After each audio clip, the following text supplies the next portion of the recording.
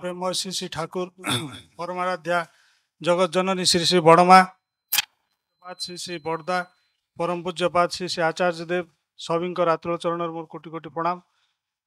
वरण्य परिचालक उपस्थित ऋतिक अधर्जु कर्मी जाजक मंडली देवगुरु आगत श्री श्रीधर सुंदर मिश्रदा समस्त मोर प्रीतिपूर्ण राज जयगुरु उपस्थित गुरु भाई माने माँ माने छोट छोट पिला माने समस्त मोर राव जयगुरु जना ये भाद्र सत्संग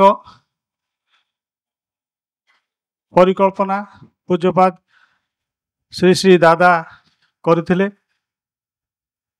ये सबुर मूल उद्देश्य होची जे परम सोर्स जे ठाकुर तांको सहित निजको ट्यून्ड करी रखिबा। जेमिति भाई माने एटी भजन करुले जदि ता भितर जड़े बेसुरा हुए ताले समस्त किंतु बेसुरा हो जिवे।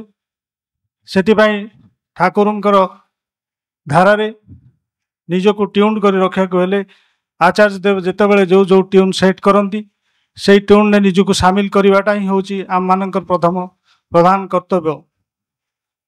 ठाकुर होचंती सोर्स। ठाकुर निजे दिने कहते आमी आमार भाई बोनदेर खूब भालोबासी केन जानिस तादेर मध्य बाबा मार गंध आछे।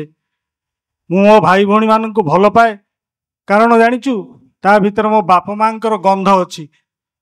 ता माने होची किए कौन बुझे मु जानी नहीं किंतु मु बुझिली या जे सोर्स को केबे भूलिबार कथा नुहे। सोर्स भूलिले मनीष दिगहरा हो जिवो तार ट्यूनटा नष्ट हो जिवो तार जो सुरटा तालटा सब नष्ट हो जिवो तार जीवन चलनाटा एकदम माने बेपरुआ हो जिवो।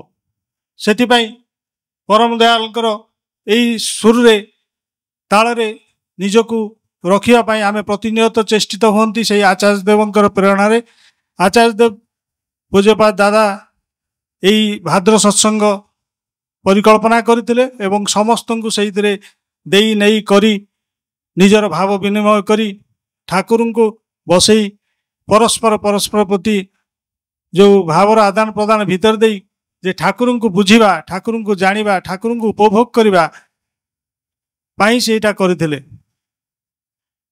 तेणु आमे सेई भुवनेश्वर सत्संग विहार आनुकूल्य रे आज आम पालन करुचंती एवं वर्तमान अधुना आचार्य देव जो डीपी वर्क्स माध्यम रे समस्त को संयोगीकरण करिया पाई विभिन्न प्रकार योजना मान करुचंती। तेणु ता भीतर देकी आम माने चलीचंती। तेणु मोर कहिबार कथा होची जे गोटे कथा जे आम मानकर ज्ञान बुद्धि पांडित्य जेते थाउ ना कहीं किंतु आचार्य देवंकर से ट्यून ने ताल रे ताल मिल कि आमको चलिया को पड़ो से परम उत्सव परम सोर्स श्री श्री ठाकुर पथरे चलिया हेले ठाकुर को पाइबा हेले ठाकुर को पथरे निजको उत्सर्गीकृत करने को हेले से पथरे चलिया को पड़ो।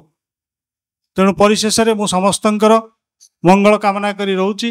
श्रीधरदा आछंती आपण माननकु ठाकुर कथा सविशेष वर्णना करी कहिबे। जय गुरु वंदे पुरुषोत्तम।